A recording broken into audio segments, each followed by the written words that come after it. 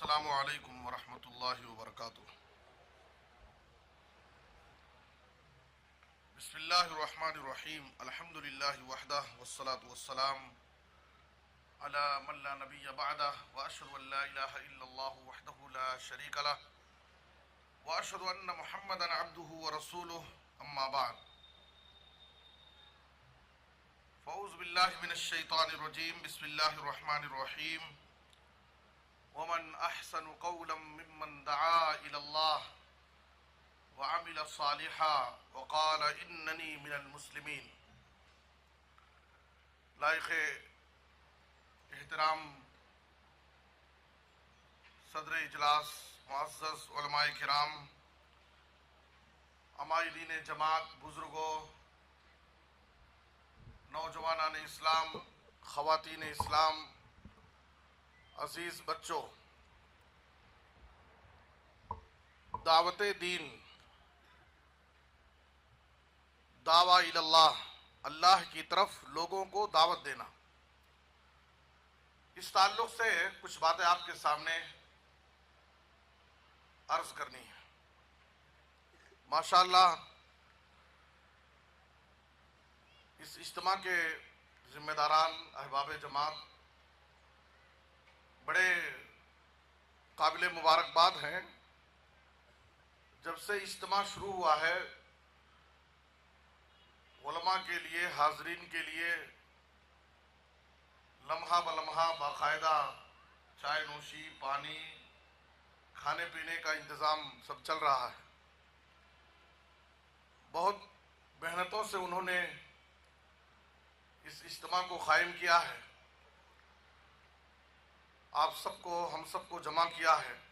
ہماری یہ کوشش ہے، ہم سب کی یہ کوشش ہونی چاہیے کہ اس اجتماع کو کامیاب بنائیں اور اس سے فائدہ اٹھائیں اور کچھ اپنی عملی زندگیوں میں لانے کی کوشش کریں۔ دعویٰ الی اللہ، دعوت دین بہت ہی ضروری کام ہے، بڑا عظیم الشان عمل، بہت بڑا کار خیر، بہت بڑی نیکی، بہت بڑی نیکی۔ انشاءاللہ ہم میں سے ہر شخص، ہر مسلمان، مرد، خواتین، بزرگ، نوجوان، سب انشاءاللہ اپنے علم کے مطابق، اپنی طاقت کے مطابق دعوت کا کام انشاءاللہ کریں گے۔ کریں گے بھائی انشاءاللہ؟ پیچھے سے ذرا آواز کیجئے، دعویٰ کا کام کریں گے انشاءاللہ۔ ماشاءاللہ دیکھیے، دعوت کے عنوان پر ہمارے اس جماعت کے بہت بڑے عالم دین، سابق امیر دکتور سعید احمد عمری مدنی حفظہ اللہ، وہ ہم سب علماء کے مربی ہیں، بڑے عالم۔ انہوں نے دعوت کے اوپر بہت بہترین کتاب الحمدللہ لکھی ہے، اردو میں ہے اور تیلگو میں بھی، تیلگو میں نہیں ہے، یہ اردو زبان میں ہے، انشاءاللہ بہت جلد تیلگو اور انگریزی میں بھی آ رہی ہے۔ دعا فرمائے اللہ آسانی کرے۔ انشاءاللہ ہم سب کو دعوت کا کام کرنا ہے، کرنا ہے بھائی، زور سے بولیے انشاءاللہ۔ انشاءاللہ دعوت کا کام ہر ایک کو کرنا ہے، ہمارے علم کے مطابق، ہماری طاقت کے مطابق انشاءاللہ۔ دیکھو ہماری زندگی کا مقصد، ہماری زندگی کا مقصد اور اس امت کا مقصد دو چیزیں۔ ہماری زندگی، ہماری اس دنیا میں پیدائش کا، آنے کا مقصد کیا ہے؟ اللہ کی عبادت۔ وما خلقت الجن والانس الا لیعبدون۔ اللہ نے ہمیں اس دنیا میں اسی مقصد کے لیے پیدا کیا ہے، ہم صرف ایک اللہ کی عبادت کریں، صرف ایک اللہ کی عبادت کریں۔ اور دوسرا مقصد ہمارا کیا ہے کہ ہم صرف خود ایک اللہ کی عبادت نہ کریں بلکہ لوگوں کو ایک اللہ کی عبادت کی طرف دعوت دیں انشاءاللہ۔ ایک اللہ کی عبادت کی طرف لوگوں کو دعوت دیں۔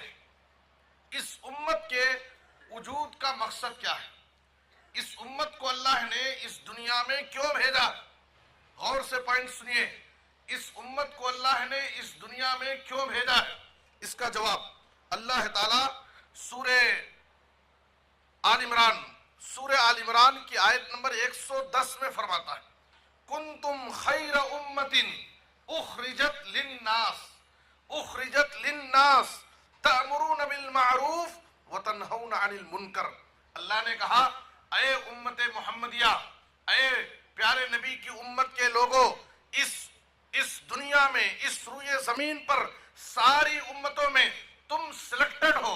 اللہ نے تمہارا انتخاب کیا ہے، اللہ نے تمہیں چنا ہے.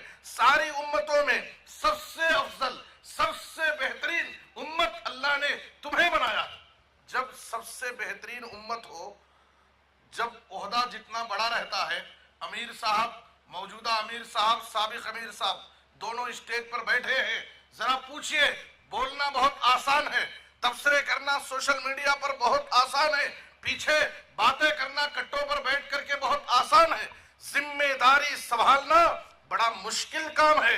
جتنا بڑا عہدہ ہوتا ہے ذمہ داری بھی اتنی ہی بڑی ہوتی ہے. جب اللہ نے اس امت کو خیر امت، سب سے بہترین امت کہا تو اس کی ایک ذمہ داری بھی دی ہے. ذمہ داری بھی دی ہے. کیا ذمہ داری ہے؟ کیا ذمہ داری ہے؟ تأمرون بالمعروف وتنہون عن المنکر. تم لوگوں کو معروف کا حکم دو، بھلی بات، اچھی بات، نیکی کی بات تم لوگوں کو بتاؤ اور برے کاموں سے لوگوں کو روکو. یہ تمہاری ذمہ داری. میں جاننا چاہتا ہوں اس روئے زمین پر، اس دنیا میں سب سے بڑا معروف، سب سے بڑی نیکی، سب سے بڑی نیکی کیا ہے؟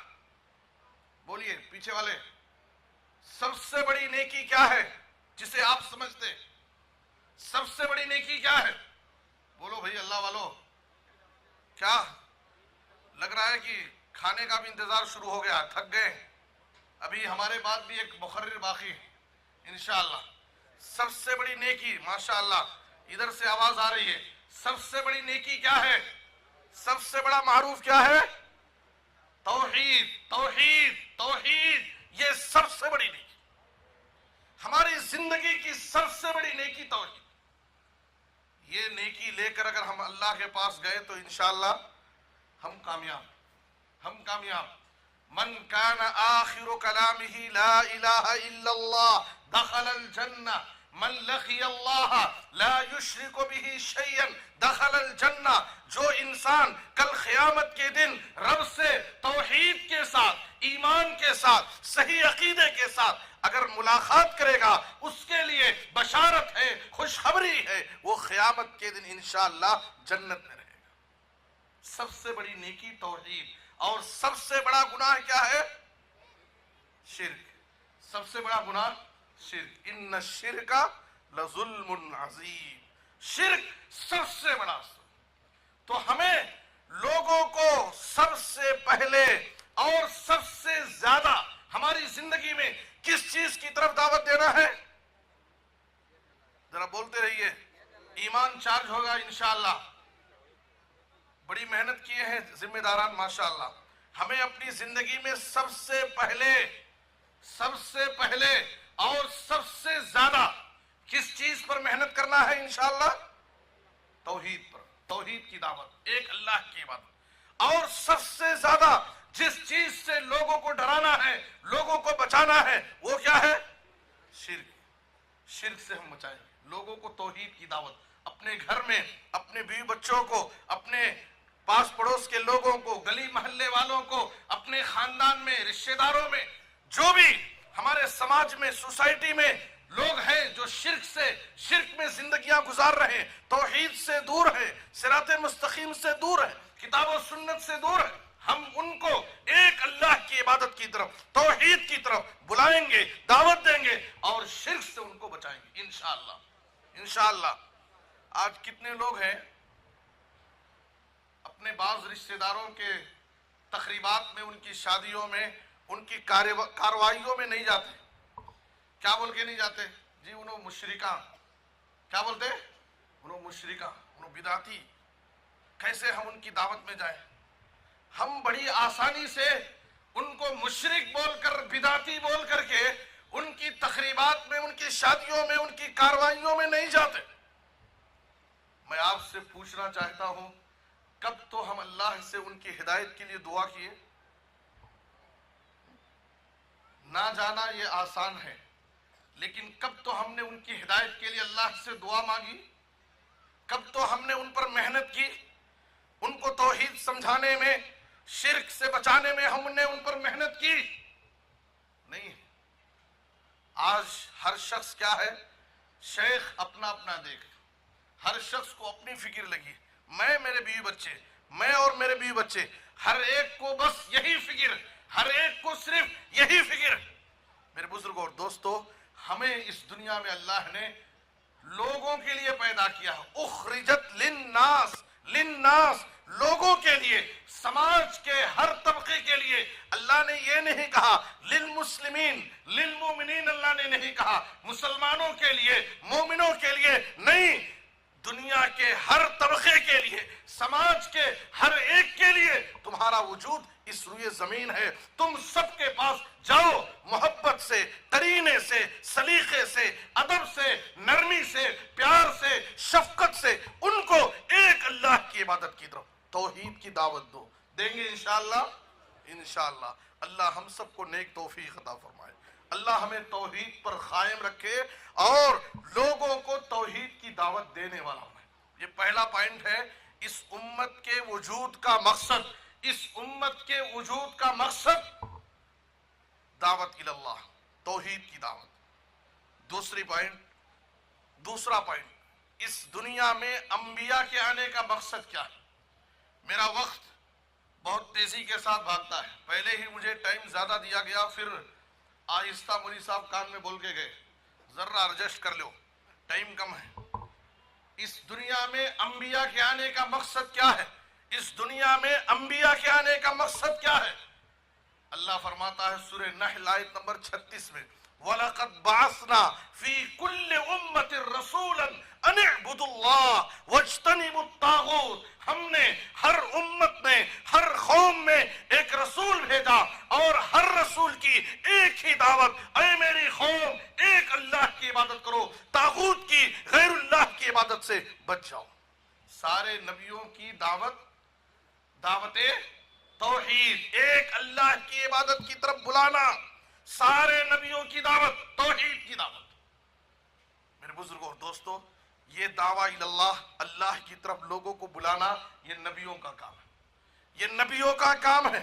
اگر اس کام کو ہم کریں گے، اس کا مطلب یہ ہے کہ ہم نبیوں کا کام آگے بڑھا۔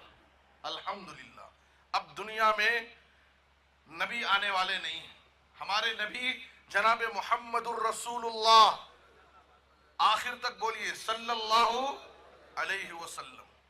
ہماری جماعت پر پہلے سے ہی لوگ طرح طرح کے الزامات لگاتے ہیں، یہ قوم، یہ جماعت درود شریف نہیں پڑھتی، یہ جماعت نفل اور سنت نہیں پڑھتی، یہ جماعت عمل میں پیچھے، یہ جماعت وہ سارے الزامات ہمارے اوپر ہیں۔ کم سے کم نبی کا نام آئے، عقیدت سے، محبت سے، زبان سے صلی اللہ علیہ وسلم پڑھ لیا کرو۔ میرے بزرگوں اور دوستو، انبیاء کے اس دنیا میں آنے کا مقصد کیا ہے؟ یہ پیغمبروں کا کام ہے۔ ہمارے نبی آخری نبی، خاتم النبیین، اب نبی کے بعد کوئی نبی آنے والے نہیں ہیں، لیکن نبیوں کا کام باقی ہے۔ ہمیں اور آپ کو، ہمارے بزرگوں کو، ہمارے نوجوانوں کو، ہماری خواتین کو یہ دعوت کا کام، توحید کی دعوت، توحید کی دعوت، ہمیں نبیوں کا کام آگے بڑھانا ہے انشاءاللہ۔ یہ نبیوں کا کام ہے۔ قل هذه سبیلی، قل هذه سبیلی ادعو الی اللہ، ادعو الی اللہ علی بصیرت۔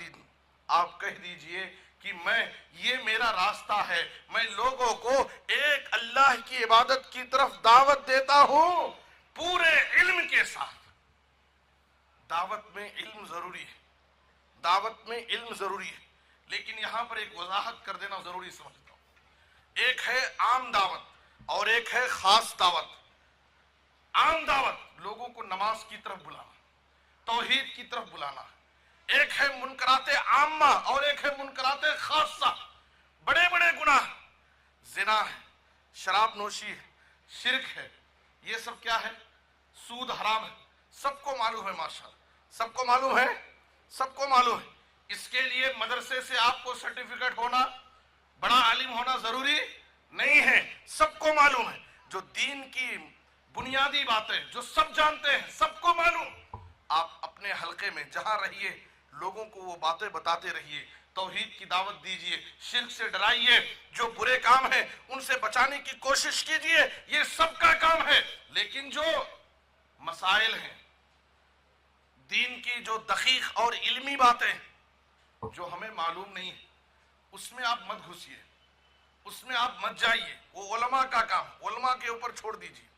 آپ کے سامنے مسئلہ آتا ہے، آپ حوالہ دیجئے، فون پر بات کرائیے، آپ کے علاقے کے بڑے بڑے علماء ہیں، آپ ان سے رابطہ کیجئے، مولوی صاحب میرے سامنے ایک مسئلہ آیا ہے، مجھے اس کے بارے میں علم نہیں ہے، میں فون لگا کر دے رہا ہوں، آپ ان کے اس سوال کا جواب دے دیجئے، ان کو مسئلہ بتا دیجئے، مسئلہ حل ہو جائے گا۔ دعوت کا کام کرنے کا مطلب یہ نہیں ہے کہ آپ داعی ہیں تو آپ ایسے دقیق مسئلے جہاں علماء خاموش رہتے ہیں، جہاں علماء خاموش رہتے ہیں، یہ بڑی جرات کی بات ہوتی ہے کہ ہم بھی اس میں لب کشائی کرتے ہیں، زبان کھول دیتے ہیں، بڑی ہمت کے ساتھ چیلنج کرتے ہیں، دعوے کرتے ہیں، یہ اچھی بات نہیں۔ جہاں تک ہمارا علم ہے، ہماری طاقت ہے، اتنا ہم کام کریں، اس کے ہم مکلف ہیں، انشاءاللہ ہم سے یہ ذمہ داری ادا ہوگی۔ اللہ کے نبی جناب محمد الرسول اللہ صلی اللہ علیہ وسلم کو اللہ تعالیٰ نے داعی بنا کر بھیجا۔ کیا بنا کے بھیجا؟ داعی بنا کر بھیجا۔ سورہ احزاب آیت نمبر 40/5 اور 40/6 میں آپ دیکھیے، یا ایھا النبی انا ارسلناک شاہدا ومبشرا ونذیرا وداعیا الی اللہ، وداعیا الی اللہ۔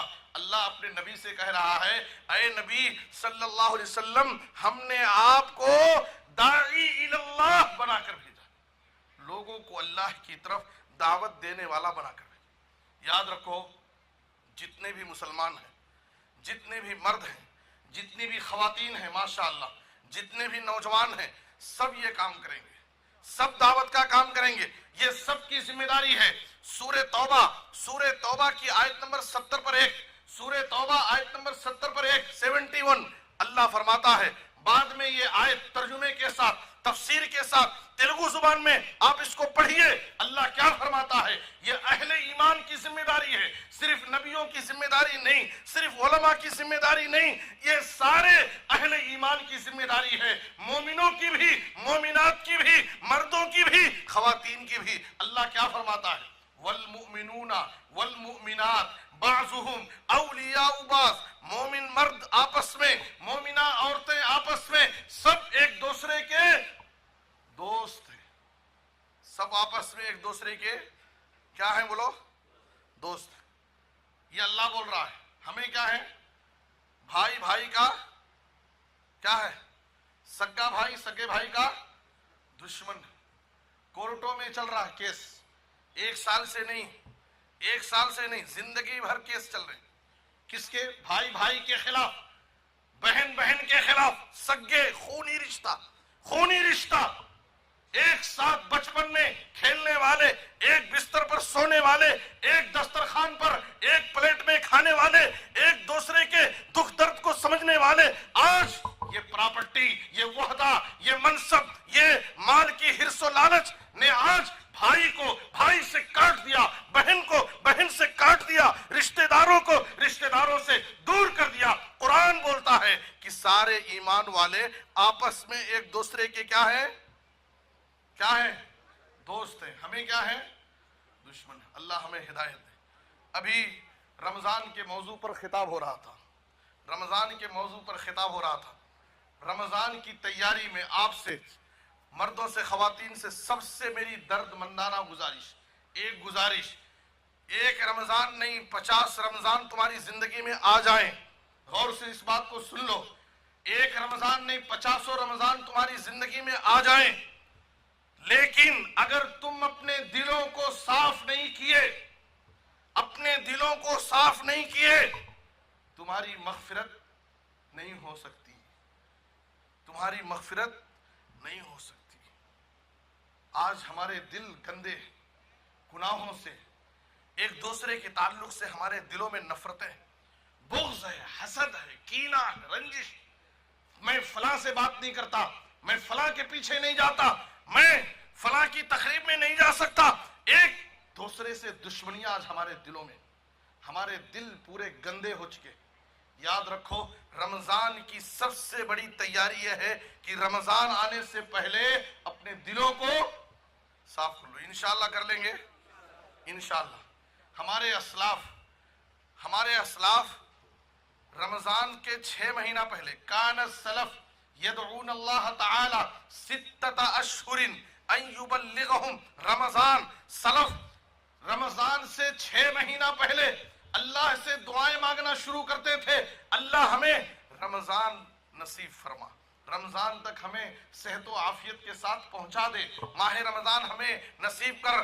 میں آپ سے پوچھنا چاہتا ہوں, اجتماع میں آنا یہ کامیابی نہیں ہے. اجتماع میں آنے کے بعد یہاں سے پیغام لے کر کے جانا, اپنی زندگیوں کو تبدیل کرنا, اپنی اصلاح کرنا, اپنے اندر پائی جانے والی خامیوں کو بدلنا, اپنے اندر عمل کا جذبہ لانا, یہ اصل اجتماع کی کامیابی.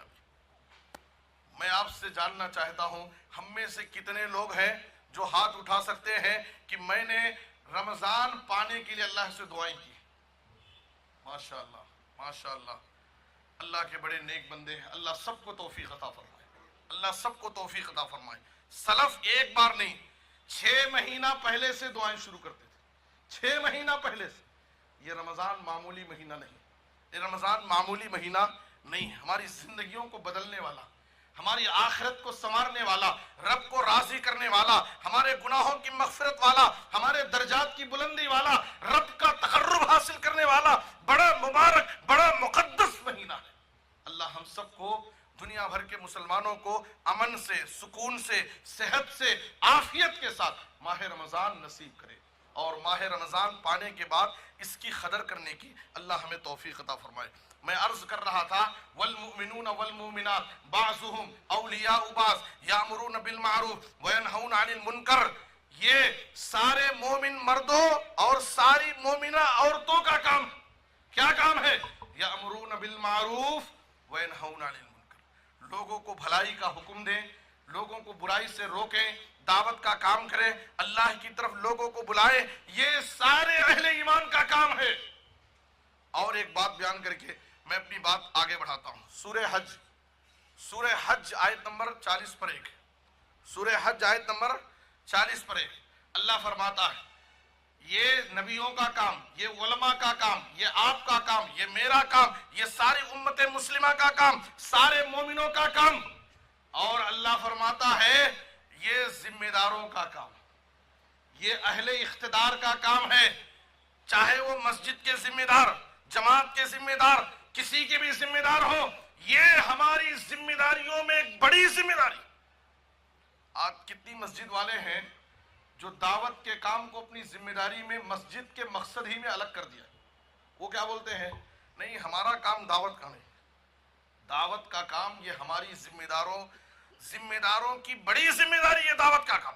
سورہ حج آیت نمبر 40 پر 1 پڑھیے بعد میں, الذین ان مکناہم فی الارض الذین ان مکناہم فی الارض اقاموا الصلاۃ وآتوا الزکاۃ وامروا بالمعروف ونہوا عن المنکر. جب ہم انہیں زمین میں اقتدار دیں گے, ان کے قدموں کو جمائیں گے, ان کو ہم طاقت دیں گے, پاور دیں گے, تو یہ کیا کریں گے؟ خود نمازوں کی پابندی کریں گے, اپنے مال کی زکوٰۃ نکالیں گے, اور لوگوں کو دعوت دیں گے, بھلائی کی طرف بلائیں گے اور برائی سے روکیں گے انشاءاللہ. اللہ ہم سب کو اچھی توفیق عطا فرمائے. آئیے بڑی تیزی کے ساتھ میں, اگر ہم دعوت کا کام نہیں کریں گے, دعوت کے کام میں غفلت سے کام لیں گے, تو اس کا انجام کیا ہوگا, نقصان کیا ہوگا؟ دعوت کا کام نہ کرنے والے یاد رکھو, آج مسلمانوں کی ذلت و رسوائی, جہاں بھی 2-4 مسلمان بیٹھتے ہیں اپنی مظلومیت کا رونا روتے ہیں. آج مسلمانوں کا حال یہ ہے وہ ہے, آج مسلمان یہاں پر مارے جا رہے ہیں, وہاں کاٹے جا رہے ہیں, یہ پریشانی وہ پریشانی. یاد رکھو مسلمانوں کی ذلت و رسوائی کے بہت سارے اسباب ہیں, بہت سارے اسباب ہیں. اس میں سے ایک بڑا سبب کیا ہے؟ ہم نے دعوت کا کام چھوڑ دیا, ہم نے دعوت کا کام چھوڑ دیا. لوگوں کو اللہ کی طرف بلانا یہ ہمارا مقصد تھا, یہ ہمارا مقصد وجود تھا. ہم نے اس کو پیچھے چھوڑ دیا، ہر شخص اپنی اور اپنے بچوں کی فکر میں لگ گیا۔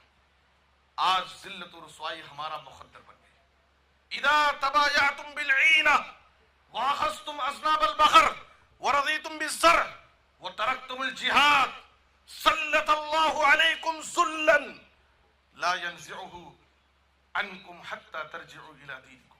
ابو داؤد کی حدیث، نبی صلی اللہ علیہ وسلم نے کہا جب تم حرام کاروبار میں پڑ جاؤ گے، سودی کاروبار، سودی لین دین میں مبتلا ہو جاؤ گے۔ آج سود اپنے چور دروازوں سے نئی اسکیمیں آ رہی ہیں سود کی۔ آج مارکیٹنگ، آن لائن مارکیٹنگ، بہت سارے نئے طریقے سود کے ہمارے گھروں میں آ رہے ہیں، ہمارے بزنس میں آ رہے ہیں۔ نبی صلی اللہ علیہ وسلم کہہ رہے ہیں کہ جب تم سودی لین دین، سودی کاروبار شروع کر دو گے، دنیا کے کاموں میں مست و مگن ہو جاؤ گے، دنیا کے پیچھے پڑ جاؤ گے، وَتَرَكْتُمُ الْجِهَادَ، جہاد چھوڑ دو گے۔ آج ہمارے پاس وہ جہاد نہیں ہے، لیکن دعویٰ اللہ، اللہ کی طرف لوگوں کو بلانا، دین کی طرف بلانا، جو شرک میں ہے، جو بدعت میں ہے، جو دین سے دور ہے، جن کو اسلام نہیں پہنچا ہے، ان کو اسلام کی طرف بلانا، اسلام کی دعوت دینا، اسلام کا صحیح تعارف ان کو پیش کرنا، نبی کی سیرت ان کو بتانا، یہ وقت کی بہت بڑی ضرورت ہے، بہت بڑی ضرورت ہے۔ اگر تم اس کام کو چھوڑ دو گے، تم اپنی دنیا بنانے میں لگ جاؤ گے، تو کیا ہوگا؟ اللہ کے نبی فرماتے ہیں سلط اللہ علیکم ذلن، سلط اللہ علیکم ذلن، اللہ تمہارے اوپر ذلت و رسوائی مسلط کر دے گا۔ اور یہ ذلت اس وقت تک ختم نہیں ہوگی، یہ ذلت تم سے اس وقت تک نہیں ہٹے گی حتی ترجعوا الی دینکم، جب تک تم تمہارے دین کی طرف لوٹ نہ جاؤ۔ ذلت و رسوائی سے باہر آنے کے لیے آپ کو کتاب و سنت کی طرف آنا پڑے گا۔ یا ایھا الذین آمنوا ان تنصروا اللہ ینصرکم ویثبت اقدامکم۔ اے ایمان والو، دنیا میں اللہ کی مدد چاہتے ہو، اللہ کی رحمت چاہتے ہو، مسلمانوں کے حالات اچھے نہیں ہیں، یہ پریشانی، یہ مظلومیت، یہ ذلت، یہ پرابلم، اللہ کی مدد آئے گی، اللہ کی مدد آئے گی، لیکن کیسے اللہ کی مدد آئے گی؟ ان تنصروا اللہ، اگر تم اللہ کی مدد کرو گے۔ نعوذ باللہ، کیا اللہ ہماری مدد کا محتاج ہے؟ بولیے بھائی، کیا اللہ ہماری مدد کا محتاج ہے؟ اللہ کی ہم کیسے مدد کریں گے؟ اللہ کی ہم کیسے مدد کریں گے؟ اللہ کے دین کی مدد کریں گے۔ کیا ہے؟ اللہ کے دین کی مدد کریں گے۔ اللہ کے دین کی مدد جیسے ہم سے ہو سکتی، جیسے ہم سے ہو سکتی، دعوت کا کام کیجیے، دین کے کاموں میں حصہ لیجیے، جماعت کے کاموں میں حصہ لیجیے۔ مسجد کا ایک بڑا خرچہ آپ کے سامنے مولوی صاحب نے اعلان کیا، یہ بھی اللہ کے دین کی، اللہ کے گھر کی مدد ہے، جہاں سے دعوت کا کام ہوتا ہے، جہاں سے دین پھیلایا جاتا ہے، توحید کی روشنی پورے سماج میں بانٹی جاتی ہے، آپ اس کی مدد کیجیے۔ کیا ہوگا؟ ان تنصروا اللہ ینصرکم، اللہ تمہاری مدد کرے گا، اللہ کی مدد آئے گی، حالات بدلیں گے، اللہ تعالی حالات کو سازگار بنائے گا۔ دعوت کا اگر کام نہیں کریں گے تو اللہ کی ہم پر لعنت پڑے گی، لعنت پڑے گی اللہ کی۔ سورہ مائدہ آیت نمبر 70 پر 8، 70 پر 9 یاد رکھیے، اللہ بنو اسرائیل کے کافروں پر لعنت بھیجا، بنو اسرائیل کے کافروں پر لعنت بھیجا۔ لعن الذین کفروا من بنی اسرائیل علی لسان داؤد وعیسی ابن مریم ذلک بما عصوا وکانوا یعتدون کانوا لا یتناہون عن منکر فعلوا۔ ان کا جرم کیا تھا؟ جرم کیا تھا؟ اپنے سماج میں وہ برائی دیکھ کر کے خاموش رہتے تھے، برائی دیکھ کر خاموش رہتے تھے، لوگوں کو منع نہیں کرتے تھے، روکتے نہیں تھے۔ آج کتنے لوگوں کا نظریہ کیا ہے، سوچ کیا ہے؟ میں نمازی ہوں، میں ایمان والا ہوں، میں موحد ہوں، میں اچھا ہوں، میرے بیوی بچے اچھے ہیں، لوگ، میرا پڑوسی، میرا بازو والا، میرے گلی والا اگر برائی کر رہا ہے، شرک میں ہے، بدعت کر رہا ہے، فلاں کر رہا ہے، مجھ سے کیا مطلب، مجھے کیا فرق پڑتا؟ سوچتے نہیں سوچتے؟ سوچتے ہیں، فرق پڑتا نہیں پڑتا؟ بولو بھائی، ذرا نیند میں ہے کہ ہوشیار ہے؟ فرق پڑتا نہیں پڑتا؟ ضرور فرق پڑتا۔ یہی فرق پڑتا نہیں پڑتا، اسی کو سمجھنے کے لیے صحیح بخاری کی ایک مثال نبی صلی اللہ علیہ وسلم نے پیش کی، مثل القائم علی حدود اللہ والواقع فیها کمثل قوم استحموا علی سفینۃ فاصاب بعضهم اعلاها وبعضهم اسفلها۔ نبی نے ایک مثال دی، ایک کشتی ہے، کشتی 2 فلور کی، 2 فلور کی کشتی، خورا ڈالا گیا، کچھ لوگوں کو نیچے کی سیٹیں ملی، کچھ لوگوں کو اوپر سیٹ ملی۔ بات سمجھ میں آ رہی ہے؟ نیچے والوں کو پانی لینے کے لیے اوپر جانا پڑتا تھا، اوپر کے فلور میں پانی لینے کے لیے کھانے پینے کی ساری چیزیں سب اوپر والے رکھ لیے تھے۔ اب نیچے والوں کو جو بھی ضرورت ہے، کھانا ہے پینا ہے، اوپر جانا پڑتا تھا۔ ان کو بار بار تکلیف ہوتی تھی اوپر چڑھنا، اور اوپر جانے کی وجہ سے اوپر والوں کو ہماری طرف سے بار بار ڈسٹرب ہونا۔ انہوں نے ایک پلان کیا۔ کیا پلان کیا؟ نیچے ہم لوگ ہیں، ہماری کشتی کہاں چل رہی ہے؟ پانی کے اوپر ہی ہماری کشتی چل رہی ہے۔ ہم اپنی کشتی کا ایک تختہ اگر نکال لیے تو ہمیں پانی ماشاءاللہ پورا پانی ہی مل جائے گا۔ پلان کر رہے ہیں اپنی کشتی کے نیچے سے ایک تختہ نکال لیے تو ہم کو پانی مل جاتا۔ اللہ کے نبی یہاں پر رک کر کے کیا فرماتے ہیں؟ بولیے، فَإِن يَتْرُكُوهُمْ وَمَا أَرَادُوا فَإِن يَتْرُكُوهُمْ وَمَا أَرَادُوا هَلَكُوا جَمِيعًا وَإِنْ أَخَذُوا عَلَىٰ أَيْدِيهِمْ نَجَوْا وَنَجَوْا جَمِيعًا۔ صحیح بخاری کی حدیث ہے، نبی صلی اللہ علیہ وسلم نے کہا کہ اگر جو یہ لوگ پلان بنا رہے ہیں تختہ نکالنے کا، نیچے سے پانی لینے کا، اگر یہ لوگ اوپر کشتی والے اگر ان کو اس کام سے نہیں روکے، یہ سوچ کر کے کہ نکال تو نیچے والے رہے، ہم تو نہیں نکال رہے نا۔ ہم کیا سوچتے ہیں؟ غلطی تو محلے والا کر رہا ہے، غلطی تو بازو والا کر رہا ہے، غلطی تو ہمارا پڑوسی کر رہا ہے، مجھے کیا فرق پڑتا؟ فرق پڑتا نہیں پڑتا۔ یہاں غلطی کون کر رہے ہیں؟ اوپر والے کر رہے ہیں، نیچے والے کر رہے ہیں؟ نیچے والے غلطی کر رہے ہیں، اوپر والے خاموش دیکھ رہے ہیں۔ اگر وہ لوگ ان نیچے والوں کو اس غلطی سے نہیں روکے، یہ سوچ کر کے غلطی تو ہم نہیں کر رہے، نیچے والے غلطی کر رہے ہیں، تو نیچے سے جب پانی آئے گا تو کیا صرف نیچے والے ڈوبیں گے یا سب لوگ ڈوبیں گے؟ بولو بھائی، پیچھے والے، نیچے والے صرف ڈوبیں گے یا سب لوگ ڈوبیں گے؟ سب لوگ ڈوبیں گے۔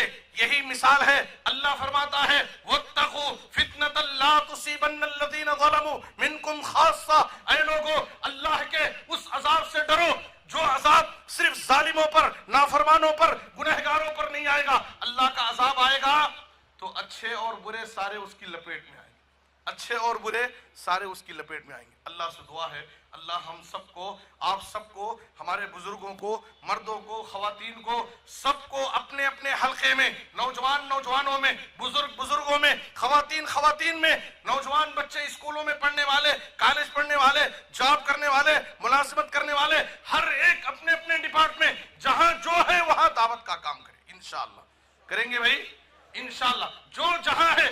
دعوت کا مطلب یہ نہیں ایک بڑا اسٹیج سجانا، ایک بڑا اجتماع کرنا، بڑے بڑے علماء کو بلانا، یہ بھی ایک دعوت ہے، دعوت کی ایک قسم ہے، لیکن دعوت چلتی پھرتی دعوت، جہاں بھی رہو، جو کام آپ کر رہے ہیں وہ کام کرتے ہوئے دعوت، وہ کام کرتے ہوئے دعوت۔ اللہ ہم سب کو اچھی سمجھ دے، نیک عمل کی توفیق دے، ہم میں سے ہر شخص کو اپنے علم، اپنی طاقت کے مطابق دعوت کا کام کرنے کی توفیق دے، آمین۔ وصلی اللہ علی نبینا محمد وآلہ وصحبہ اجمعین۔ السلام علیکم ورحمۃ اللہ وبرکاتہ۔